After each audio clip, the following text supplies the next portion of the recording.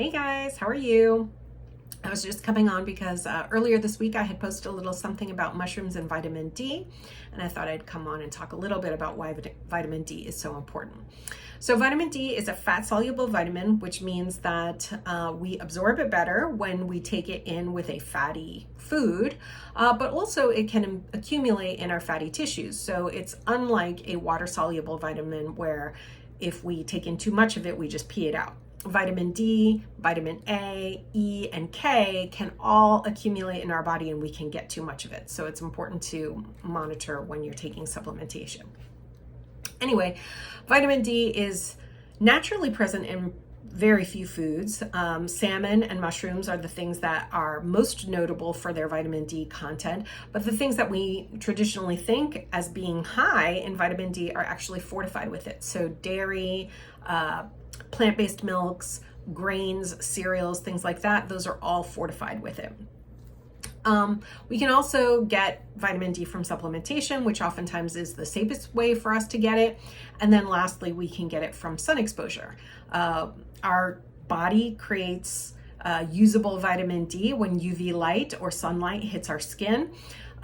So that it can be a source of vitamin D, but of course there are people who live in parts of the world where there isn't a lot of sunlight all year round, so that may not be an option for them. And then patients who have darker skin tones may not be as efficient in creating that vitamin D, so even a lot of sun exposure is not going to create as much vitamin D for them. Vitamin D deficiency can cause problems.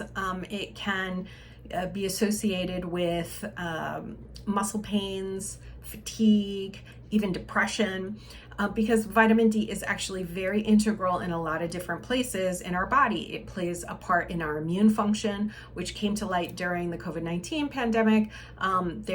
It was found that there was an association for people who had very low vitamin D levels and having a poor outcome or having more severe COVID-19 disease. That's not cause and effect, but there was an association. Vitamin D is also involved in our cell growth, our cell differentiation, and our cell apoptosis, which is the process of a cell dying.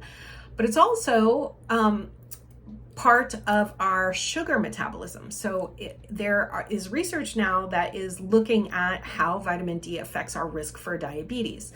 There's also research looking at our vitamin D levels and our risk for multiple sclerosis, heart disease, and many other health problems. So vitamin D is super important. We do need to get it in our food. If you don't like salmon, if you don't like mushrooms, and I'm oftentimes telling people not to eat cereal and not to drink dairy, then, we have to find a way to get it somehow. So supplementation is oftentimes the best way. We need about 400 units a day if you are not deficient, but there is a huge proportion of people who are deficient. So sometimes, depending on what your level is, you may need more. You may need 1,000 units or 4,000 units or 5,000 units. And then in very severe cases, people may often be prescribed very large doses of vitamin D. So anyway, if you have any other questions about vitamin D, please put them down in the comments below. And of course, if these talks are helpful for you, please share my talk. Have a great day. Bye-bye.